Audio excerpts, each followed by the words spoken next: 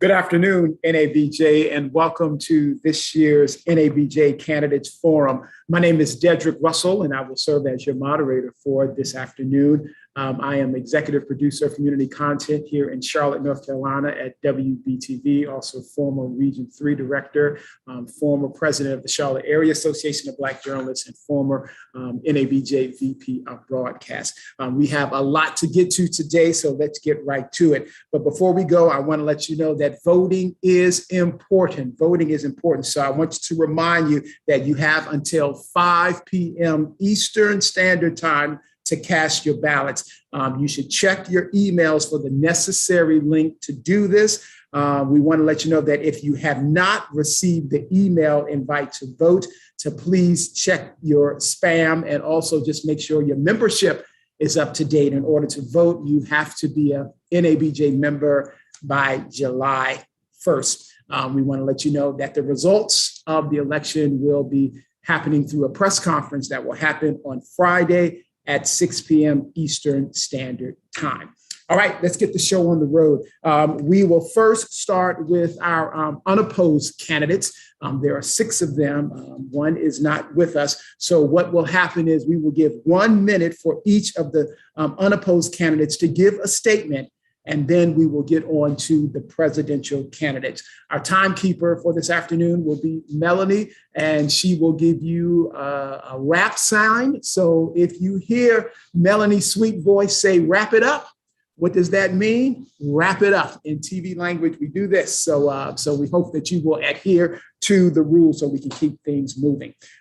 We first had Madison Carter. She is a candidate for secretary, and she is unable to be with us here today, but we want to let you know that Madison Carter is a candidate for secretary.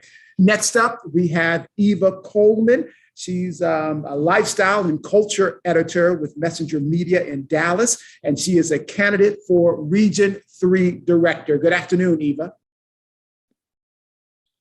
Good afternoon, and thank you so much for the opportunity.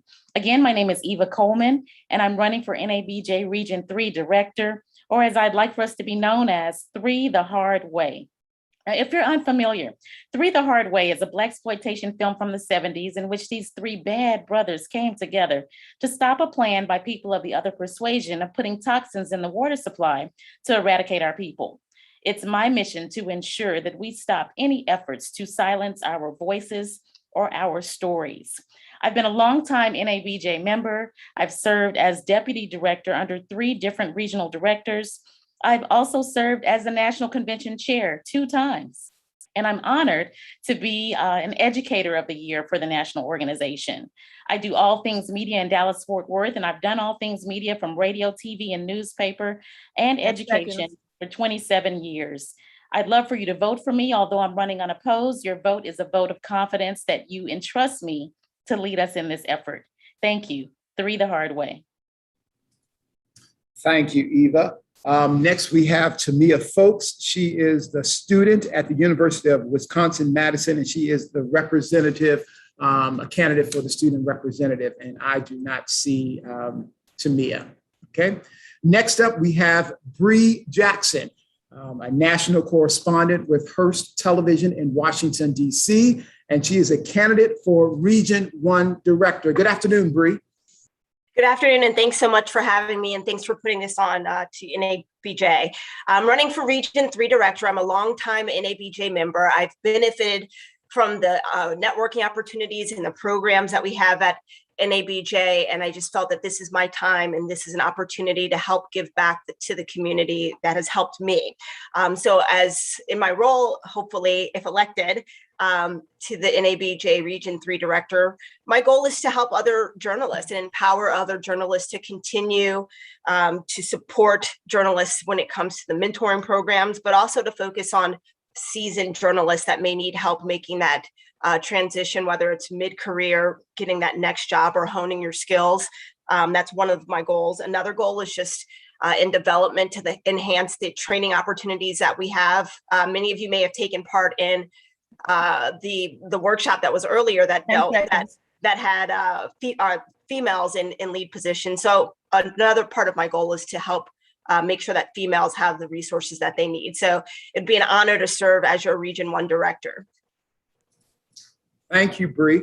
Next up, we have Ken Lemon. He is a reporter at WSOC in Charlotte, North Carolina, and he is the candidate for Vice President Broadcast. Hey, Ken. Hey, Dedrick, how you doing? Look, thank everybody for being here today. I am your VP of Broadcast, currently seeking this position once again. I am a former chapter president of the Charlotte Area Association, former Region 3 director, chair of the Black Male Media Project, worked on the Convention Planning Committee for 5 years. I understand how this process works, how NABJ works on a national, regional, local level. I enjoy doing this work. I'm involved in advocacy on several levels with major corporations. You've seen our work with ABC, CBS, Hollywood Foreign Press Association, most recently with ESPN, but also with local chapter leaders and working with them on the ground to make change, as well as meeting with some of our major managers to make sure that we're preparing our next generation, our members, for those next availabilities and finding those and making sure we connect them. I'm running unopposed, but I want to earn your vote. I want the opportunity to come back and work hard for you once again. Please vote Ken Lemon, NABJ, VP of Broadcast. Thank you very much. All right, then. Thank you, Ken. Next up, we have Amir Vera. He is a writer at CNN in Atlanta, and he is a candidate for Vice President Digital. Good afternoon, Amir. What's going on, everybody? Hope everybody's doing well today. I'll just get straight to the point. I want to define what digital means for NABJ. I've seen with talking with various members that there's really no consensus as to what digital means. Some think it's about tools one can use during interviews. Others think it's about being an influencer, and some just think it's about being like a shade room. I'm here to say that it's about doing all those things and beyond. Being digital is about having the mindset and strategy to grow and attract audiences, which includes everything I just said.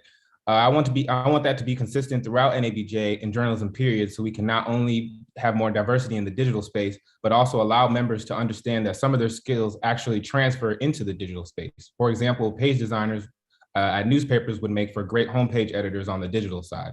Outside of digital, I also want to make the process of becoming a leader in local chapters easier. I come from the Atlanta chapter, where I'm currently president, where we just dealt with a situation of financial misuse.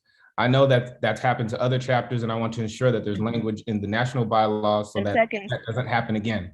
Lastly, I bring experience to the board. I was the PR chair of the Hampton Roads Black Media Professionals, and I'm the VP of print at the Atlanta chapter before becoming president. And thank you. Thank you, Amir. Now we will get to the presidential part of this forum. We have incumbent President Dorothy Tucker, who is a reporter at CBS Chicago, and we have challenger Emmanuel Macdonald Smith, who is the managing editor at CBS Philly at KYW TV. This is how we will conduct this part of the forum. Each candidate will have 2 minutes for an opening statement, and then you will have 2 minutes to answer each question. You will have 1 minute to rebut, and then you will have 1 minute each for closing statements. And again, Melanie will be our timekeeper. And if at any point she gives you a 10-second warning, that means to wrap it up.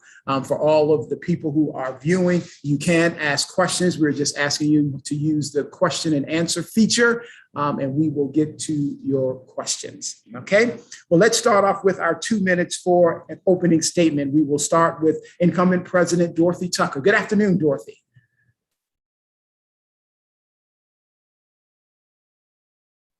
You're muted.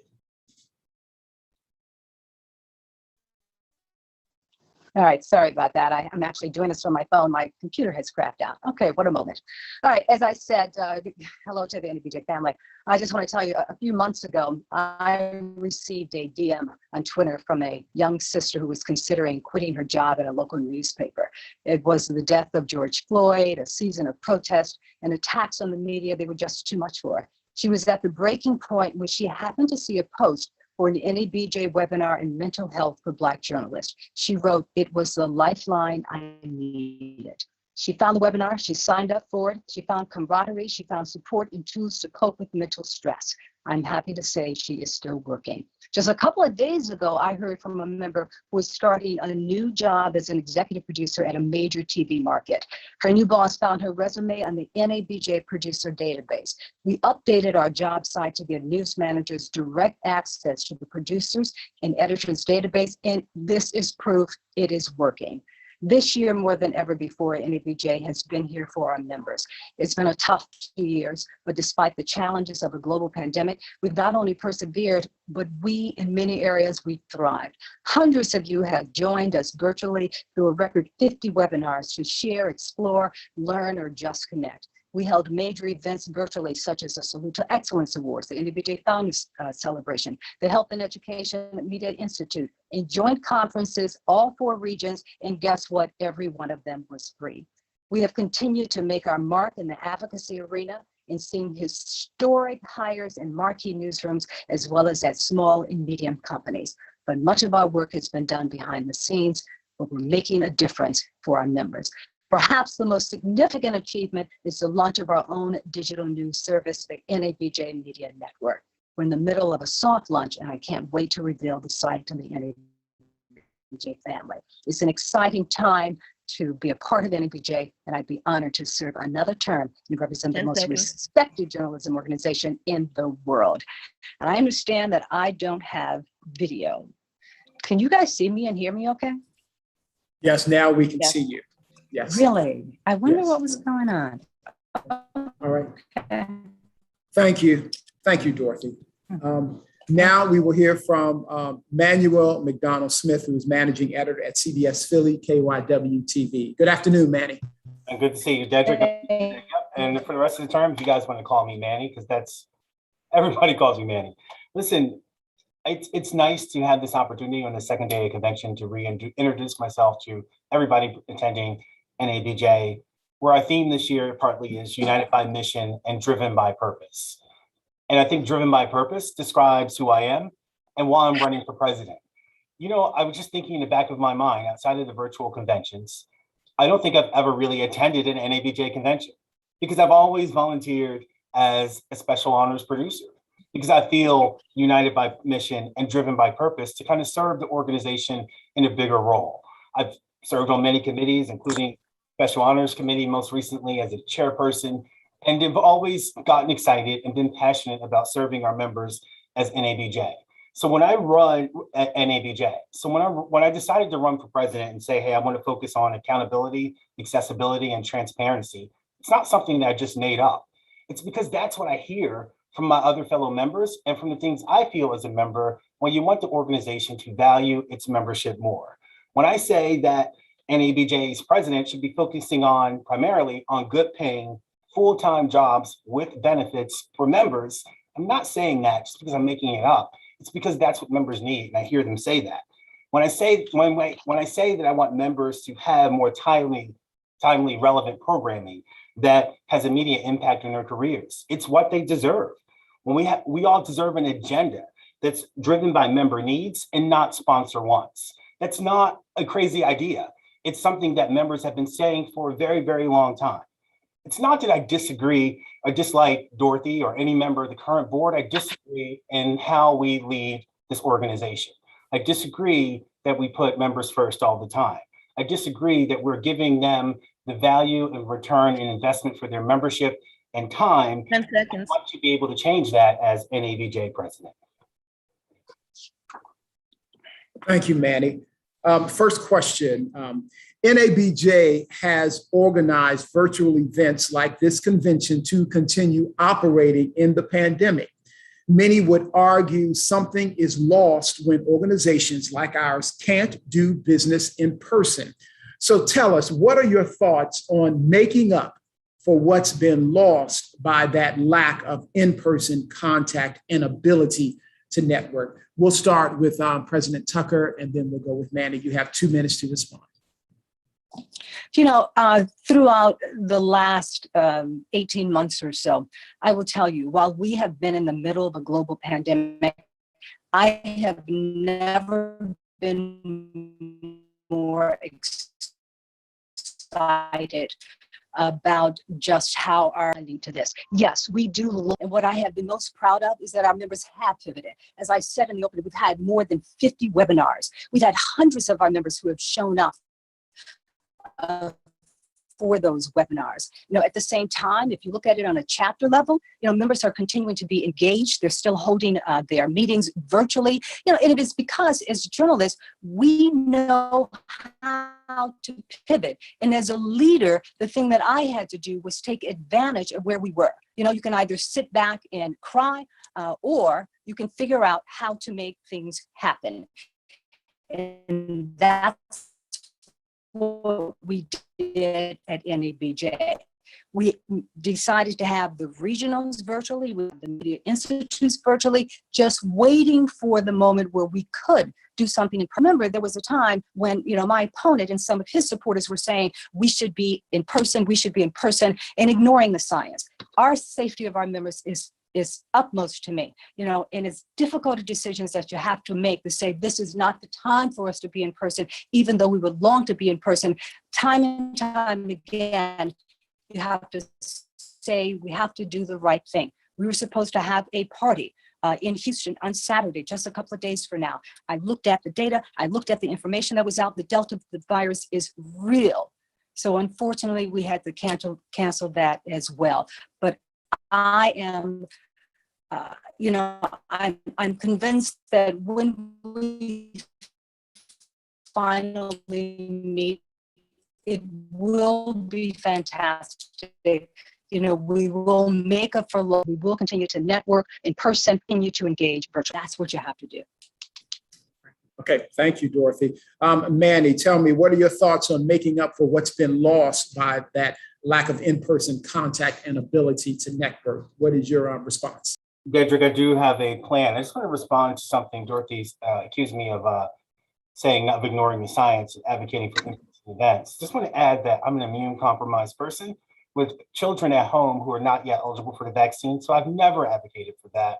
And they've always been about safety first. So I've never ever said that, and that was incorrect information. In that, what I've said is that, listen, the Delta virus variant has showed us the embrace that we're used to at a massive NABJ convention may not necessarily be attainable. I've talked about having stronger regionalized events that are focused on how we can how we can register people who are vaccinated, or to have different style events that are partly virtual and in person that are smaller. Listen, Dorothy and I both work for Viacom CBS. This is a company, we really don't have visitors in our newsrooms, where the majority of our employees, the start date for them to come back has already been pushed back. So it's not irrelevant, and it's not sentimental or not non-sentimental to have the conversation about how we do these events in smaller, more targeted ways. Why can't we say, hey, in the Southeast, we know there's a group of stations that want to hire some employees. Let's give them some high quality training, similar to NBC University or something like that, where they can meet in smaller groups. I don't think the majority of recruiters who are based in New York or in LA are even trying to fly to different places to meet 3,000 people.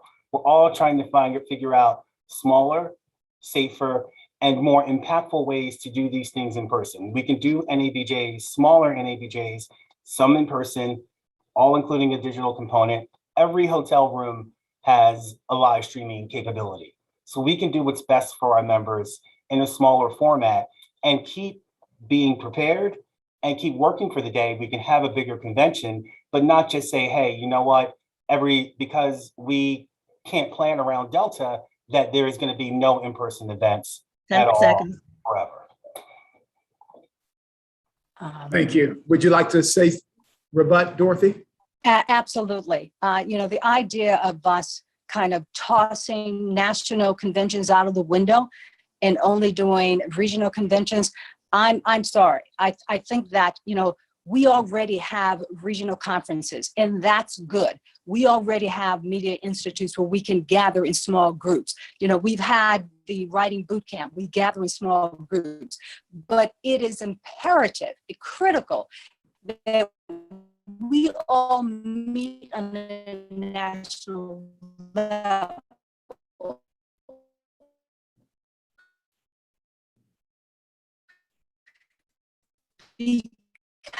because our jobs here, we recruiter from California East, you want to be able to connect with that next news. It is also important for our members that you're able to network with people who you see on television, who you read their bylines, that you can meet them. And that happens nationally. Local is great, which is why we definitely do the regionals, and we even have events throughout the year. But you cannot dismiss a national convention. 10 seconds. And I think most of our members would definitely will always favor the opportunity for all of us to get together. I'm done. Oops, did I freeze? Okay, yeah, where your Yeah. audio's going in and out. So, okay, next question. After the 2020 racial reckoning, many newsrooms sought to increase diversity among their ranks, and some even launched new units focused on more in-depth race coverage. Do you have any thoughts on supporting the reporters and editors working in these units? And do you have any thoughts on making sure these units are here to stay and not just a tactic for news organizations to peer into or woke, as they say? We're going to give that question first to Manny and then President Tucker. No, Dedrick, you've asked a real academic question for our industry. And I want to say, as a managing editor, I feel like in every story that we cover, right, race is important. It's the background of every story that we cover. So while I am encouraged by the development of these race and culture units, I want to make sure that these units are not like a repository to say, hey, we're only going to do Black stories when that reporter is here. Or we're not going to take the cape off of the hidden situation or address those situations head on when they occur in police interactions or when they affect us in politics and many other areas of our lives, because we know that racism is not a compartmentalized thing. So I just want to make sure that that does not happen. And sometimes that does make me concerned. I also, in the same argument, in that same sense too, again, having an overarching concern, we've kind of seen like the history of Black History Month, where all of our stations and all of our outlets will do a million Black History Month stories, but it's hard to get your colleagues around the table to agree and support some of those very same stories on the other 11 months of the year. So what I want to be able to do is make sure that, yes, we can support those units. We can make sure that they are strong and that there's opportunities for expanding storytelling about the Black experience. But I want to make sure, NABJ can make sure, as we talk to all of our partners and our sponsors and our supporters, that we make sure and make it aligned that, hey, those specialized units are not enough. Thank you. Dorothy, talk to us about your thoughts on making sure these units are here to stay and not just a tactic for news organizations to appear that they're in tune or woke. You know, my concern about these units is that they won't be properly staffed or funded. You know, they put the name out there. They say that we're going to do this. And I have heard from some of our members that they really don't have people assigned to them to really make these stories happen. And then what happens is that one day, you know, you pitch a story and you pitch a story that you think is a general assignment story, and they go, oh, you know, that's a great idea to go into the race and culture unit. And they end up dumping, you know, any story that especially has something to do with Black people in that unit. And those stories don't get the kind of attention and they don't get the broader audience and the kind of promotion that they should have. So that's my concern, you know, and I have expressed this concern with some news managers, you know, and I've asked them to make sure that if you're going to do this, you know, number one, I want to make sure that it's funded, i.e. that you hire somebody and that you give it the staffing and the time and the attention that it needs. And on the other hand, I don't want to see a situation where all, you know, you have majority Black reporters who are doing those stories. You know, I think it's important for all reporters to do those stories if they're going to have these units, because all of our comrades need to learn. But more importantly, I also fear that sometimes this becomes that new unit where the person of color, the Black person, can be the editor of that unit. You know, again, you know, you're kind of pigeonholing some people, and that frustrates me. And I've expressed my frustration to those managers and let them know that we're watching. Many of these units were just launched, within the last few months, and periodically, we just kind of, check in to see where things are. Thank you. Is my video better, by the way? I tried to. Yes, and your audio is much better. Thank you. Okay, thank you. Don't move. I know. Yeah. Thank you. Next question. Can we resolve this matter once and for all, that when we talk about this split between NABJ and chapters, we've gone the 70-30 split, the 70% go to chapters, or the 70% go to NABJ. Let's start with you, Dorothy Tucker. I know that was a back and forth on Twitter. So can you let us know what is the right thing? What is right? All right, and hear me now, okay? There are a couple of things that are going on.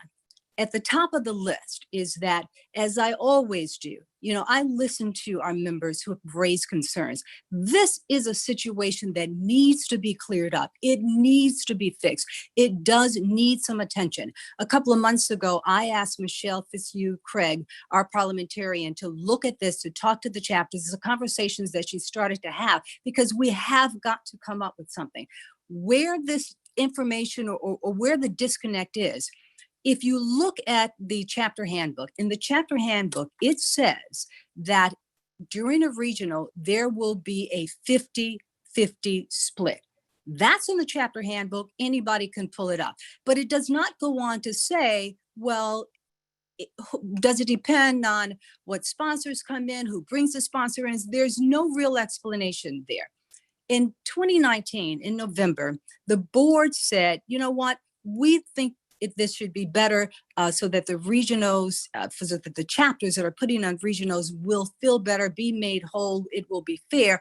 We decided on a 70-30% split, 70% going to the local chapter, 30% going to the national after all the bills were paid. So since then, with both of those things out there, I've heard from some chapter leaders, I've learned over the years that some of our regional directors, everything was not consistent. Some regional directors were doing it one way, another was doing it another way. So we have got to get this straight. And I can promise you that is at the top of my list, because the most important thing is to make sure that our chapters understand that we want to be fair. We want them to be made whole. That's why as soon as I said, let's have a day party, what did I do? I said, any chapter who decides to have a party, $500 to support that party. And when we canceled the party, any chapter that made a deposit or security, we will make them whole, because it is important to us that our chapters are financially strong. Thank you. Manny, what is your response? Dedrick, Dorothy should know better. She's an investigative reporter. This is the same thing. You ever see those car sales ads? It's like, hey, come in and lease this car, no money down. It's all the fine print on the bottom. Here's the thing, and you ask the question, what's the right thing to do? Listen, chapter leaders and people who are highly devoted to this organization have the best interest of our organization at heart. Why can we not start at a 50-50 split with these chapters about anything that we do? Now, listen, NABJ staff brings a certain level of expertise and precision to every type of event, like the one you see today. Shout out to Kanya, who kind of put this together. And listen, if they end up doing the bulk of the work, then yes, we need to negotiate as leaders that NABJ takes the bulk of the funds. But for example, Dedrick, listen, you're Charlotte, bro. Listen, you know more people in Charlotte than I ever will know if I'm elected as NABJ president. Obviously, if we have an event there and you bring the majority of the connections and the sponsors and the people who are there, then maybe we should look at making sure that there's a greater representation of that split to the chapter. Let me mention one other thing too, and this is not something I'm making up out of just craziness. How many local chapters have stories about NABJ coming to their local town and eating up all of the fundraising bandwidth, that they're not able to survive strongly in the years after because of how much fundraising and all of the local dollars going to the national organization? And PABJ went into deficit for many, many years after an NABJ convention. I don't want to ever see any chapter ever have to deal with that again. Let's start at 50-50. It's the right thing to do. And if I were elected, there's no bylaws, there's no memo. We're going to do the right thing. I'm going to talk to people leader to leader, make fair deals, and value people at 100%. Thank you, Manny. Would you like to rebut, Dorothy? Absolutely. First of all, let me set the record straight and let me correct Manny because he has a tendency to put misinformation out there. The PABJ, that was not obviously under my term. That was years ago. In the recent years, the Miami chapter after the national walked away with $40,000 in its coffers. The Atlanta chapter, which also had a regional about a year or so ago before that, they walked away with $20,000 in their coffers. Those are the facts. Now, that means that the split worked. That means that they were made whole. In terms of what we're going to see, as I said in the beginning, I want to get this right. I want to make sure that the chapters feel as if they are being treated fairly. The chapter handbook currently, as I said, the facts, it says 50-50 split. And if that is what the board agrees on, 10 then seconds. I'm good with that. This is not a dictatorship. You can't just say this is what we're going to do. There's a board, and I am certain that this is an issue this board takes very seriously, because the most important thing to us is that the chapters feel as if they are being treated fairly. And we have chapters that have been very happy in the past, and we have to remember that. Thank you, Dorothy. Manny, would you like to respond or rebut? Just like you said, hey, this is not a dictatorship. Listen, every chapter, many of them have their own 501c3s or their own papers of organization. NABJ does not dictate to the chapters what they do, or even to have them invited to the table. What chapters can say, and what I'm hearing from a lot of chapter presidents about this, is what they're willing to say is that, hey, we'll do the events by ourselves and keep 100% of the money. So the time to be fair is not to have a discussion about this or try to figure this out later or have to have a whole board discussion about it. Treat people right as we start in these organizations. It's not that these chapter leaders don't want to work with NABJ. They definitely do. They just need us to come to the table fairly and accurately. Thank you. Thank you. Next question. Do you think there are two NABJs, the old school versus the new school? I know there are frustrations on one end and people think everything is good on the other hand. I want to ask each of you, do you think that there are two NABJs? And if you think there are two NABJs, how can we, under your leadership, become one NABJ? Manny, I'm going to start with you first. Dedrick, there's definitely two NABJs, maybe even three. And you know what? I'm going to even say probably one of the things I felt like that I got a chance to really get exposed to as a chapter leader that I definitely could have been better on. Listen, I think there are young people who don't feel like, hey, they've got opportunities to graduate into leadership opportunities and to have more active roles in the leadership of the organization. I think you've got a lot of mid-career people who kind of feel lost within the organization and feel like there's not programming or services aimed toward their specific needs. And I definitely hear the voices of veterans and founders who feel like, hey, they may not be appreciated or feel like they're being pushed to the side. This is the thing that we can simply solve by the whole idea of graduation. As a chapter leader, and even as an individual NABJ leader, there's always been the idea of #level up. Let's make sure we have opportunities that are specifically tailored to young people, that we give them real opportunities for real jobs, not just fellowships and handouts, for them to be able to get real careers in this industry that are full-time and that can really help them launch their careers. For mid-career professionals, listen, we've seen hundreds of people almost get promoted into major positions at NABJ. What about workshops that are specifically tailored to them breaking through these glass ceilings, to going on to new levels, to learn how to lead in brand new ways that are relevant to 2021? We can do that to engage those members. And then how do we talk about redeploying and re-engaging our older members and our founders so that they're able to even give more, to give even more mentoring, advice, and support and direction of the organization? These are easy things to be able to do if you have a collaborative leader who's open to new ideas, who's able to connect with people every single day. that's something I'm definitely able to do. This is not something I'm just going to promise you or to say, hey, I'm going to call you back on, or to give you 1, 2, 3 specific examples of some outlier situations. These are things that I've actually have done in the past. 10 seconds. I do at work every single day, and I hope to be able to do that in service of NABJ as president. Right then, thank you. Dorothy, do you think that there are 2, 3, or 4 NABJs, and what would happen under your leadership to make it one NABJ? Talk to me. Dedrick, let me tell you what has happened under my leadership. This is something that I addressed when I became president, because, I felt that our young members in particular felt as if they were not being heard, as their voices were not being heard. So the first thing I did was contacted every task force chair and said, I want you to add a young member so that they can get the experience of being the leader of task forces. We have like 35 task forces. I called every one of them and said, add a young person now. When it came time to say who will be our convention chairs, you notice under my regime, there were at least 2. We didn't just have one convention chair, we had a co-chair. We had a young person and we had a millennial. A veteran rather, and a millennial. Again, that was an opportunity for someone young to learn about leadership and to have that leadership role. The Millennial Summit. I have attended the Millennial Summit every year for the past 3 or 4 years. Why? Because I think it's important. Why? Because I think I learned something. And that is something that you will continue to see grow. It gets larger every year. It is just for millennials. It was made by millennials, but I'm sorry, it is not just for millennials. Veterans there can also learn something. When it comes to our mid-year members, I've gone out of my way to talk to the program chair and said, make sure that we have the kind of programming at our national, at our regional, at our media institutes that will attract that mid-year member.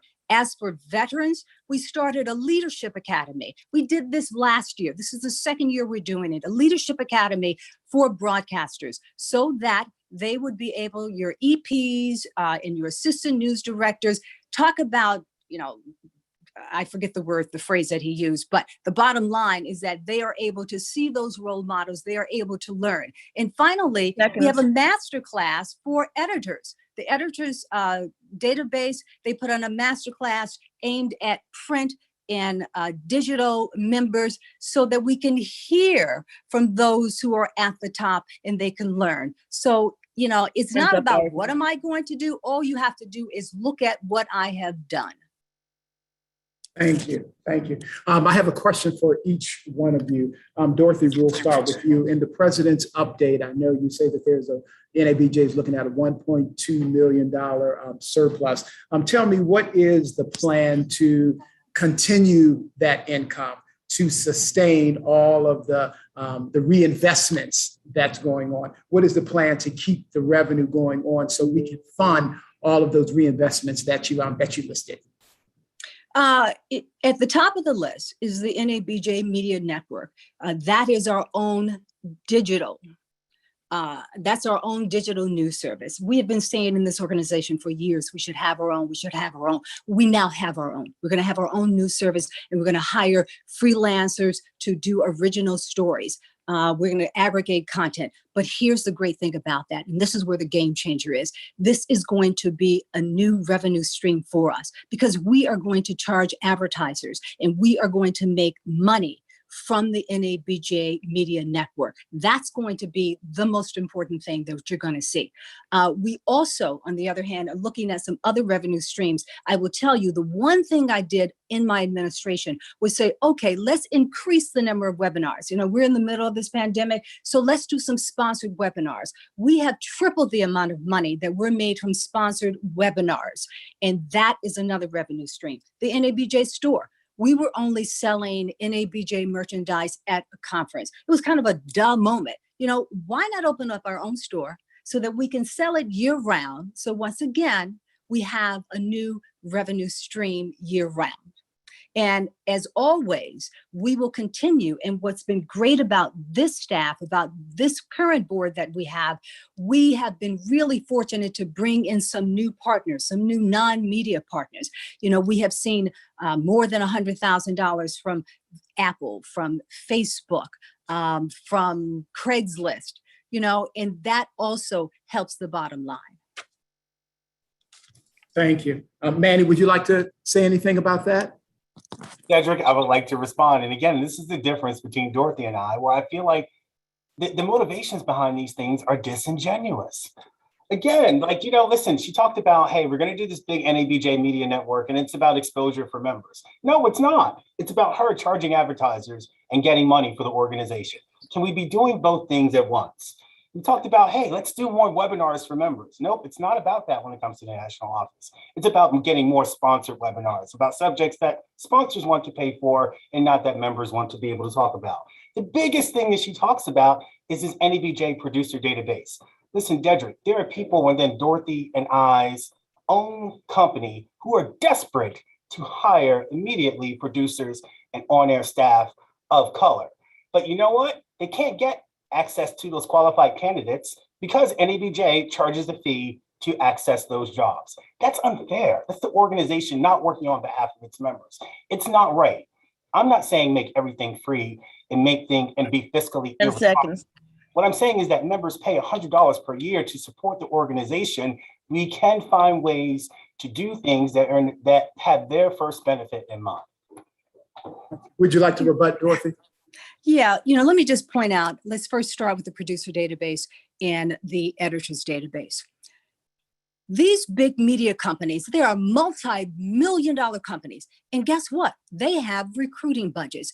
They manage to pay Career Builder and LinkedIn. They pay to be on those sites. So we're saying that if you want access to our job base, just like you pay for access to theirs, you should pay for access to our database. And it's not that much. It's $200. And for $200, you have 60 days to go in and look at every resume you want. And the bottom line is that it means more jobs for our members. As I told you at the top, one of our members, they weren't looking for a job. Somebody saw the resume in the database and they got a job. And that's what's important. And when it comes to the NABJ Media Network, we are going to pay freelancers. Our members will be able to get a job and be paid. And finally, yes, it does benefit our members. We're going to take your work. You do great work. We're going to put it on an NABJ Media Network. You get an opportunity to have more exposure, more opportunities. And what does that mean at the end of the day? Somebody may see your work and offer you a job. All right, thank you.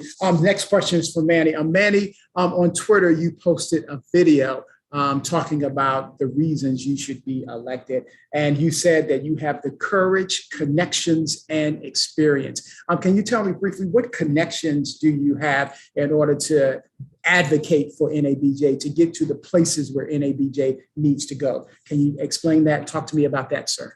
Listen, I think one of the things is that I've always been generally like a connected person, right? Who's always been at the table for different conversations. Listen, and I think that's with business executives, with political leaders, and with journalism industry at large. What happens to us as journalists and in our industry at large is important to me. One of the growing funders in the journalism foundation space is the Lenfest Institute. I'm on their visioning committee. I have a meeting there tonight to talk about, hey, how they deliver funding in a sensitive way to journalism organizations that are going to serve communities of color. I'm part of those conversations and about the future of that. I've given NABJ serious ideas. There's a Center for Cooperative Media in New Jersey that's been putting on a collaborative journalism summit for many years. They created a playbook on how to put on virtually free journalism summits. I shared that information with the board. I shared it directly, discussed it a million times over because I felt like we should not be charging hundreds of dollars for members to be able to attend a convention in a pandemic. Those are resources that were just poo-pooed and pushed away. So when you have the ability to have these conversations about courage, let's talk about this too. And Dorothy's been at CBS for over 21 years. I've been here a year and a half. Who's helping to lead our Black Employee Engagement Network that's across Viacom and CBS? I think it's me, because I find those opportunities and I make sure that's important and work that into my workflow. So the courage, the connections, and the conviction is there. I want to be able to put that to service for all of us as NABJ members. Thank you. Would you like to respond to that, Dorothy? He did mention your name. Would you like to respond? Yes, the one thing that I want to point out is that, Manny talks a lot about what he's done in Philly. The Philly chapter is fabulous. There's some great things that have happened there, but on a national level, the stuff gets real. Okay. And let me talk to you about what we are looking at. The reason that we're not going to spend all of our money now, and we're not going to just give things away, is because we have a convention coming up in Las Vegas. Because of the pandemic, there is serious concern that the cost in Vegas will be triple. The AV cost, meaning the internet and what they're going to charge us to Zoom and stuff. $400,000. The last time we were in Miami, it may be $800,000. We expect the cost of food to also go up. There are some unseen costs that we don't know about.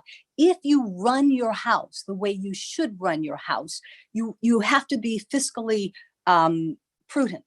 You have to be responsible. You have to make sure that you have some money and you save it for the unseen. And that's what we do at NABJ. Thank you. You want to say something, Manny? Or you good? Okay.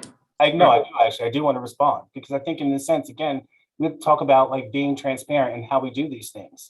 I think Dorothy wants to talk about, yes, I talk a lot about my PABJ experience because that's my most recent chapter leadership experience. But Dorothy, you and I have been at the table together, and I've served with you and for you many different times within this organization. And you know that that's true.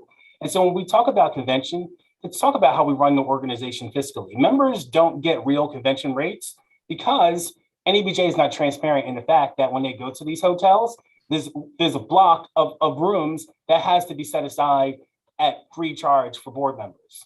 There's private buffets and luncheons that are built into these hotels that they have to put on and they want to be reimbursed for, and members have to pay for that. When we talk about travel and airfare and opportunities, one of Dorothy's first board meetings is all the way in Los Angeles, and the local organization wasn't necessarily reimbursed for all of their time and costs. That's what NABJ does. Those are the things that are unfair. And those are the things that I know about as a former convention producer and as a servant to this organization. 10 seconds. I know that we can stop them right away and build things that are more balanced and of immediate benefit and of prime purpose for our members and not for the board and other selected friends of leadership. Well, then, All right, Manny, Dorothy, we'll give you the last say on this. thank you. Let's just share this, Manny, since we're going to be transparent, because I looked it up. This organization, for your volunteer services, have paid you $8,000 in the last few years. All right. So you have benefited from what we do. I think it is important for us to pay members who do the hard work. But I just want you to be fair and talk about, yes, you got paid. Okay. In LA, in Los Angeles, this board went out there, and for the first time, we did not just sit in a room and have a board meeting. We went to the West Coast and we had a day of advocacy. We split up in 4 or 5 teams, and we talked to media companies that had never been approached before.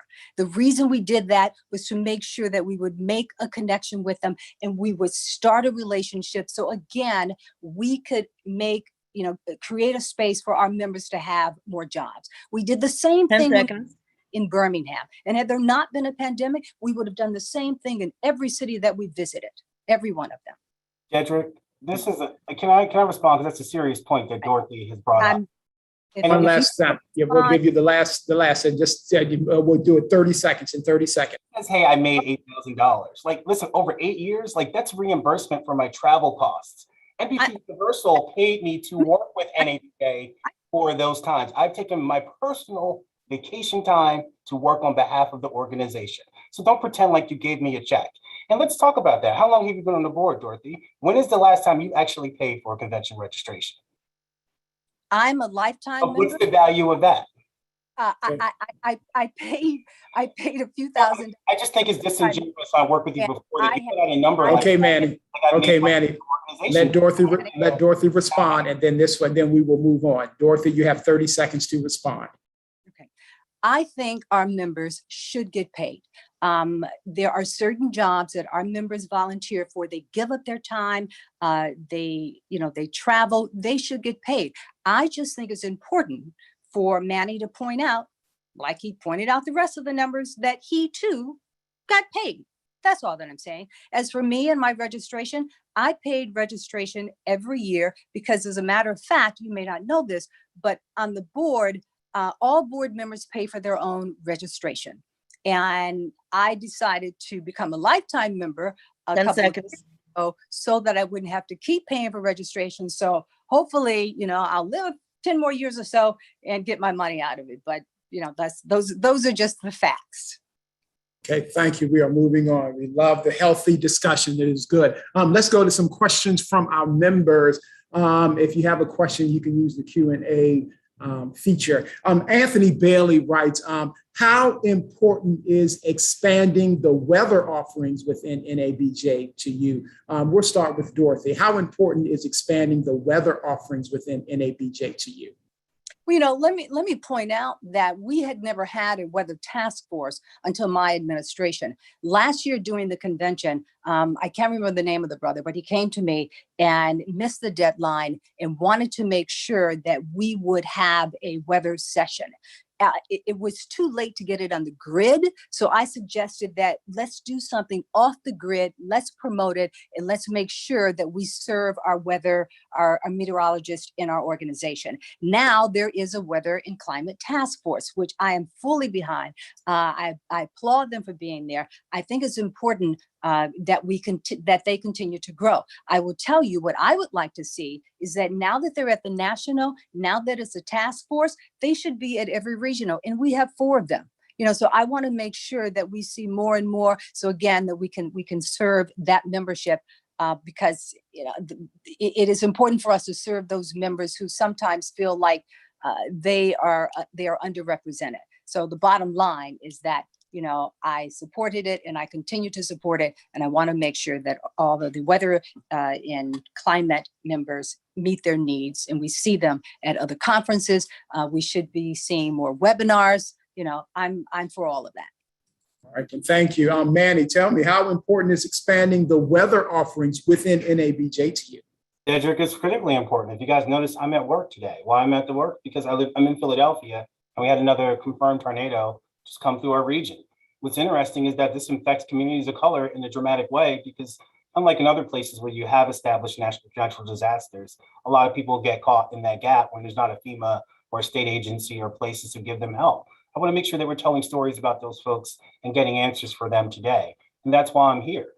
That the fact that I'm in market number 4, and I believe there's only 2 Black meteorologists is absolutely ridiculous. That's something NABJ needs to advocate for and to make sure that, hey, not only are we having workshops about it, we're telling members or our supporters and our sponsors that there should be more of them. And we want that immediately because climate change and weather is of importance, most especially to Black and communities of color who are experiencing and losing out on the war against climate change.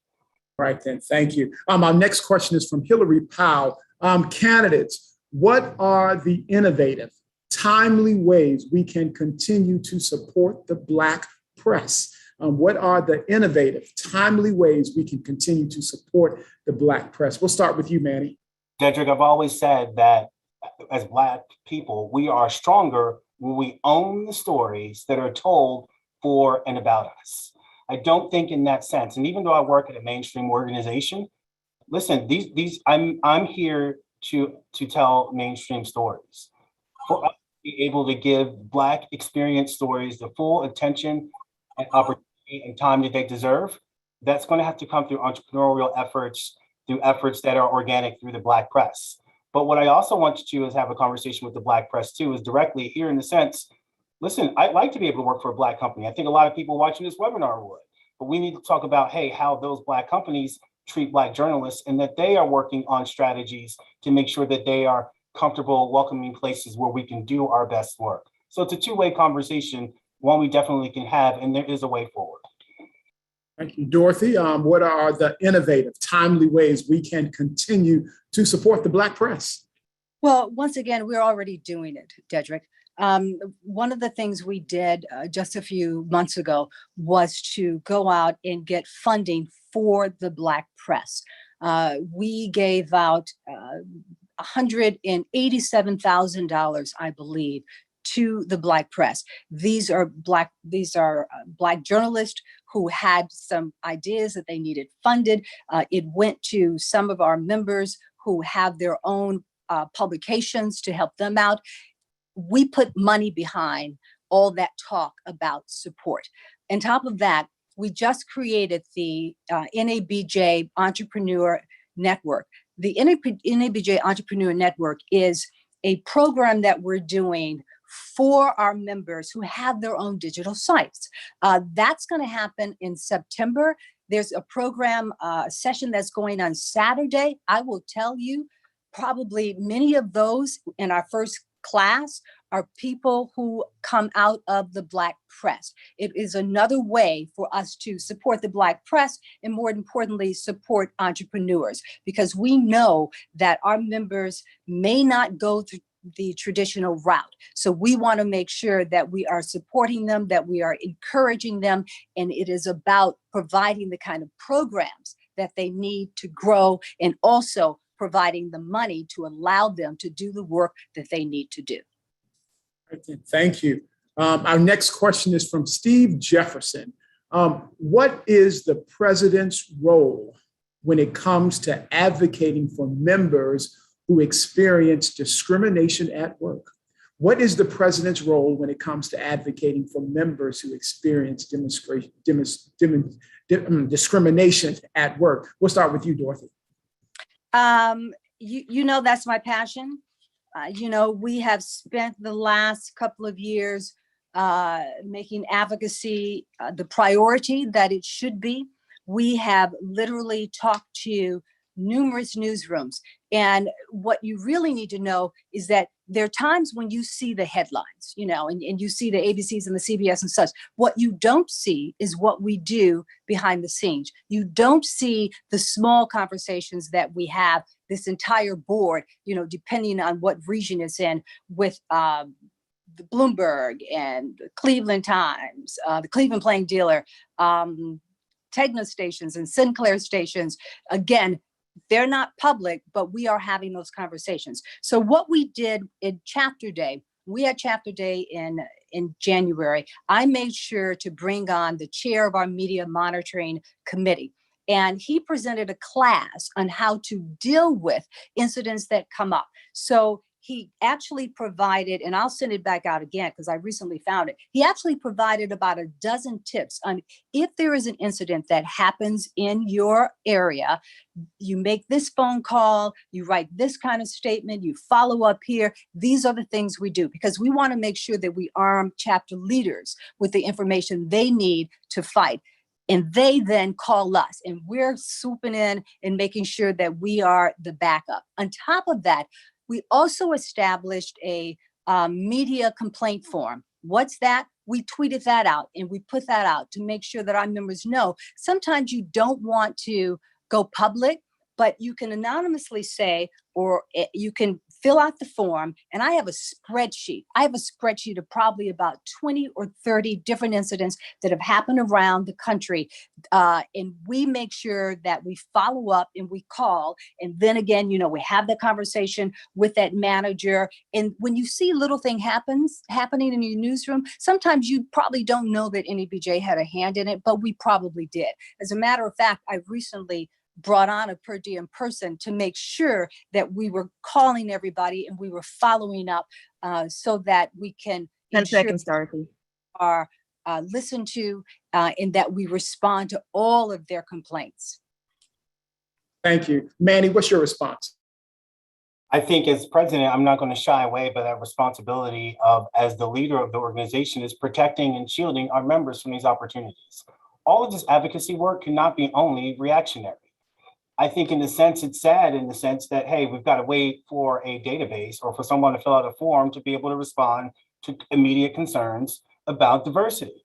Listen, it's the whole idea, Dedrick, that people talk about, hey, Black people in a cookout, right?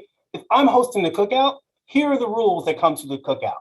When you come to the table, people want to be respected. When you come to the table, you can't come to the cookout if you're not hiring people who look like me. You can't come to the cookout if you're treating people who look like me bad. If you talk bad about people who look like me, you're not allowed at the cookout. Why can't the National Association of Black Journalists not only respond to these things, but set the standard for how Black journalists should be treated around this nation? There's enough of us in this organization who have dealt with countless traumas. Let's put that what that is. And that's unacceptable in 2021.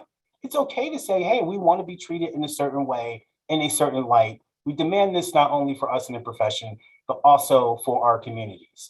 So in that specific question, the president should be living and demanding that every single day. It doesn't mean being mean. It doesn't mean being aggressive. It means being strong and setting a standard. When I needed to fight sponsors and other folks who were treating Black journalists in Philly wrong, I did that. But I brought the majority of them to the table. And listen, even there are people today who are sponsoring this convention, networks who have serious problems with our members. And Dorothy says, hey, I'm working on that. I'm going to call them back. Where are the updates? No one knows. Would you like to respond to that, Dorothy? Well, I don't know whether Manny heard me before. So Manny, if you didn't hear me, let me repeat what I said just a few minutes ago about reaching out, being proactive.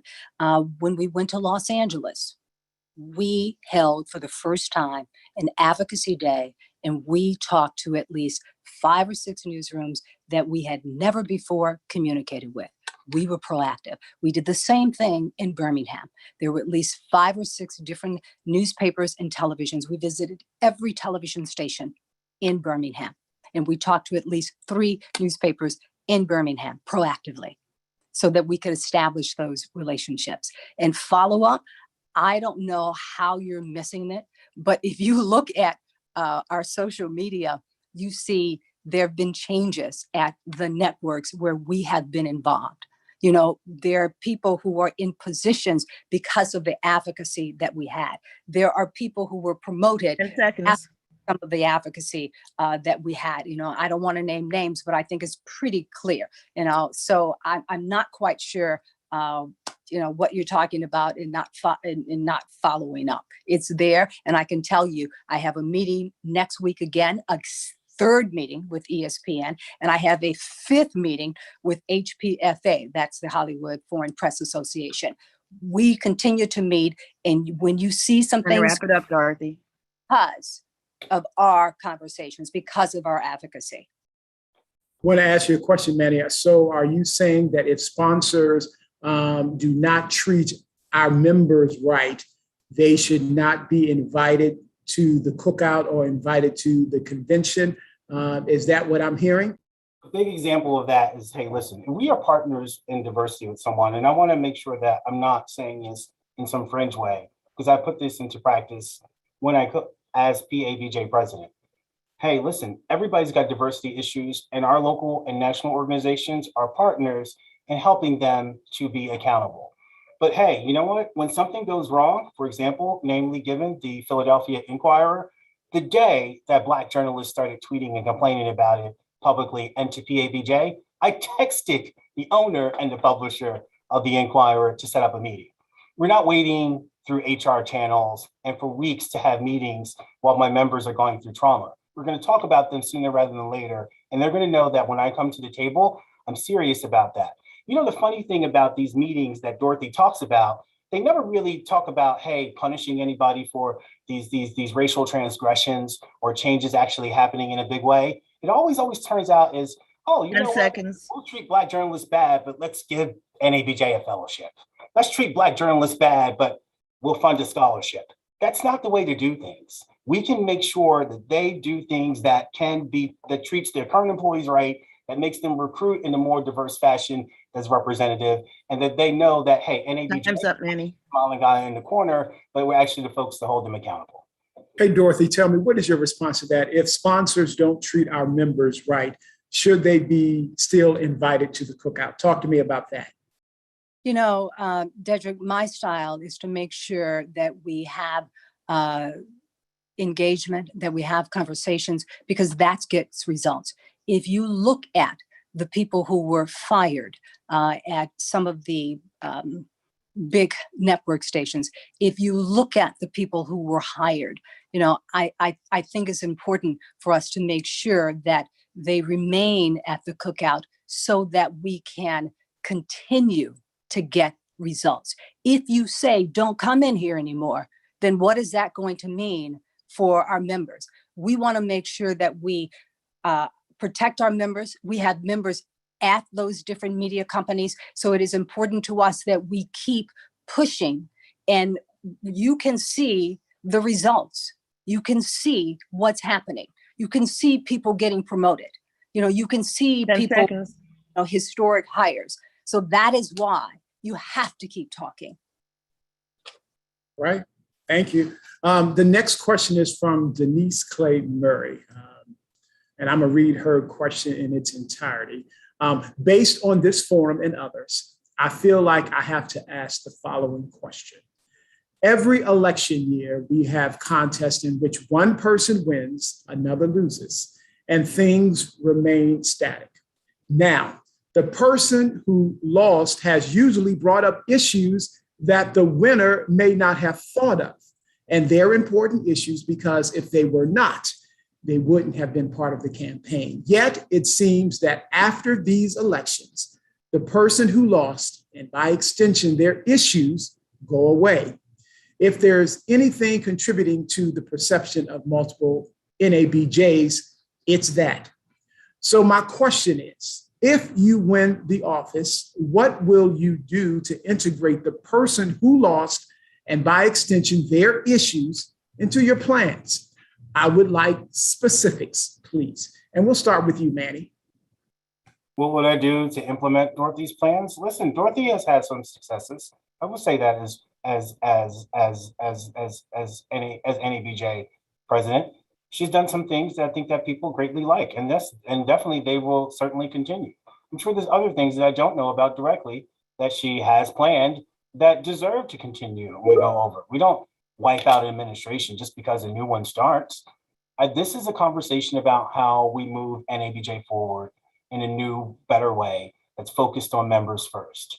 And I look at all those policies, continuing things, new things, old things, new things that would put members first. And as long as and if that means, changing them, adjusting them a bit, or getting rid of them, or bringing in new people, or adding more people around the table, I'm certainly open to being able to do that. I will say this, and Dorothy, when I worked at NBC Universal, Dorothy and I both share a passion for entrepreneurship. Dorothy, I walked you through my offices personally and introduced her to some of the executives at the Comcast Lift Labs and tried to get a partnership going with NABJ and Comcast. We weren't able to see that through, but I will commit today. Hey, Dorothy, if you are interested in supporting Black journalists and want to play a big role in that, if I were elected, absolutely, that will be an opportunity there for you. Dorothy, what's your response to that question? Absolutely. That's a no-brainer. I pride myself on the fact that I'm very open, I'm very approachable, and I listen to the concerns of all of our members. And I can tell you right now, there are two people who I've ran against once before, and they are very involved, and I'll say one of them happens to be on our finance committee because he had an excellent idea. It was important to me that I engage him in that. Another person, we've had a couple of different advocacy issues going on, and I have reached out to that person, and they have been a tremendous amount of help because they have great ideas. I do not believe in closing the door to anyone. And my model almost is that I hear you. And I think probably the best example is when members of the LGBTQ came to me and they expressed some concerns.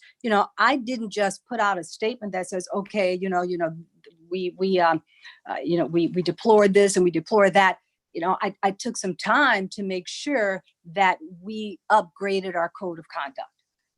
And that we offered sensitivity training for our members. I don't just say, yes, I'm going to do this. I have proven that I will respond and I will engage because we're family. At the end of the day, NABJ is a family, and this race is going on today, but I know that at the core, all of us have the best interests of this organization at heart. And I am not going to dismiss anyone who is willing to do the work and offer work for NABJ. Thank you. My next question is from Nadine Drummond. Does your vision of NABJ include embracing actively Black journalists from outside the United States? We'll start with you, Dorothy. Just coincidentally, I heard from a contact of mine from London, from BBC, when I first took over office. I started kind of reaching out to people in parts of Africa, to people in London. As a matter of fact, I had a Zoom call with about a dozen journalists from across Africa and across Europe, Black journalists, and we talked about starting an NABJ chapter. Literally today, and I could call up the text. The guy from London called me and he said, Dorothy, when you win this race, we have to pick that conversation up because there's some things in terms of diversity and inclusion that we need your help. So I can tell you, we're definitely going to do that because it is important. I made the point of traveling to Doha at one point, at that invitation, and had an opportunity to meet some Black journalists there from other parts of the world. It is important, and it is something that I support 100%. You will see in NABJ probably London or Africa or somewhere very very in the future. When I get back in. Thank you, Dorothy. Manny, what's your response? Listen, I think this job is easy. On the front door, it's the National Association of Black Journalists. We've always had a robust international affairs task force and always welcome to engage international journalists. Black is Black, right? Everybody's invited to the cookout. I used that example before. But you know what? I think before focused internationally, I would want to make sure as president of the National Association of Black Journalists that we were getting it right for more of the Black journalists right here in the United States. That, hey, I could go internationally and abroad with examples of how we were making diversity work, of how we were getting promotions for our members, of how we were holding companies accountable and standing up for our communities. So yes, there's always opportunities for embracing and engaging on an international focus, but I want to make sure that, hey, we get it right for the members right here in the USA more of the time. All right, then. Thank you. We had a question concerning digital news service, and I'm going to combine those questions together. This question came from Brenda Butler, and then there's also a question from Derek Ken talking about digital news service. I'd like to know the perspectives of the presidential candidates on the NABJ digital news service. All newsrooms are going this route. It is the future. So why should or should not NABJ be a part of it, and how difficult has it been to create this digital news service? And we're going to start with you, Manny. Dedrick, this is an issue that's near and dear to my heart, right? Because as an NABJ member and a longtime supporter, I want to see everything that we do succeed. I am not invested in things that NABJ does being a failure. But listen, we've talked about, and Dorothy has said in previous, interactions online, that this digital news service is going to have a staff of 2 and a bunch of freelancers. We know entire operations that have dozens of social media staff alone. So how do we really reliably tell members, hey, that NABJ with 2 people are just going to be able to get the exposure that we need for stories and operations? It's these same 2 people that have to sell advertising. It's the same 2 people that need to manage all of these freelancers. It's the same 2 people that need to go out and promote the organization. Is that the best interest of NABJ? Or is more of our role to work with our partners, with our sponsors, and hold these companies accountable to make sure that there are full-time jobs with benefits for Black journalists so that they can tell stories where they live? Is it the role of the NABJ president to focus on the Black press and for more entrepreneurial opportunities so that these folks can go out and tell stories in the communities where they live, and in a broader way, and in a broader sense, wherever they want to see them. Is it the role of the NABJ president to work with large foundations and sponsors to make sure that we bring on funding to help support those efforts? I think that this may become a distraction for our core mission. I think that we are maybe selling people in the hard work, especially freelance journalists, that may get lost and not promoted in the right way. I'm very nervous about that. While I wish personally the best for that effort, I don't know if it's the right and appropriate use for NABJ to be doing that at this moment. Thank you. Dorothy, what's your response? Well, it is clear to me that Manny does not understand or has not done his homework and maybe missed the opening ceremony that explained what the NABJ Media Network is. This is our own digital site. This is an opportunity for us to have managers who will hire freelancers, who will build this site. And let me just explain, 90% of the news will be aggregate. It would be content from other places. Think Apple News. Think other digital sites that do something very similar. That's what we're doing. This is our opportunity to enter this space, as well we should. So 90% of it is going to be aggregate. Let's say, for example, that, Newsroom A does a great piece on Blacks and COVID. They'll have an opportunity to show those stories on the NABJ network. That gives them more exposure. But 10 to 15% is going to be original content. Those are the stories that we want to see. Those are the stories that will be assigned to our members, our freelancers. It is, and again, if you look at the way some other companies operate, this formula is not something new, but it is important. And, it gives our members an opportunity to show their work, to get paid for their work. And then let's say that we have a member who has a great documentary. They worked the last 3 or 4 months, 3 years or whatever on this documentary. This is a chance for them to highlight this work, on our site. And at the end of the day, Manny, for years, again, those that I've grown up with have said, we have to have our own, and the idea of shooting down an idea that we own, that becomes an NABJ, this is probably the most important thing that we've done since we have started this organization. We have the funding in place to make it work. And then we will also have revenue. This will work. You want to rebut, Manny? Yes, I would definitely like to rebut. It's interesting. Dorothy and I both work for CBS, right? I work for CBS 3 in Philadelphia. She works for CBS 2 in Chicago, right? Under the CBS brand. And and the CBS News and the CBS Evening News, right? In Chicago, how many people know what CBS 3 Eyewitness News is?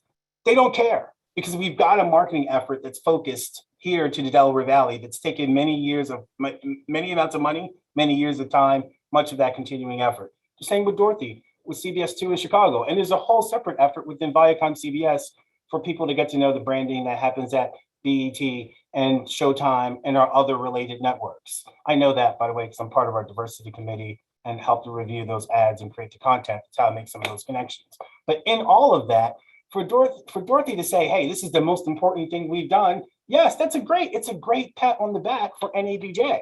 But where in the community are people looking to NABJ as a news source, especially an aggregate news source that's going to give them content that's been repurposed elsewhere?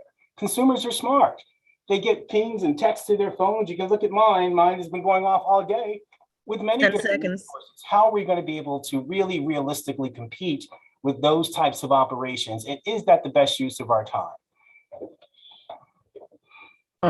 Dorothy, Dara wrote, how challenging has it been to create this digital news service? It has, it has not been that challenging at all. In fact, our partners are enthusiastic about it. They are more than willing to support us, and we're talking national partners. So this will be the kind of information that will be of interest on a national level. We literally, we did a soft launch the last couple of weeks. We're working out the tweaks now. This is something that we started a few months ago, and we are very close to going live and allowing all of our members to see it. It's been an exciting time. And the thing you have to remember about NABJ, Dedrick, that I don't think we get enough credit for, is that we have members who have run newspapers, who have run television stations, who are in top management positions. And these are some of the people, who we have called on to give us some insight, to give us some input. So, this is going to be a team effort. And I do hope that our members will give this network a chance, and if there's something that you see could be better, that you think we could do differently, please just don't just throw water on it, and oil on it and light a match, work with us. Tell us, okay, maybe you want to try this and maybe you want to try this, because this belongs to NABJ. This is all of our babies, and we all should be committed to making it work because we do have strong backup. Thank you. This is from an anonymous attendee. Issues with the LGBTQ community continue to be a noted pain point every election.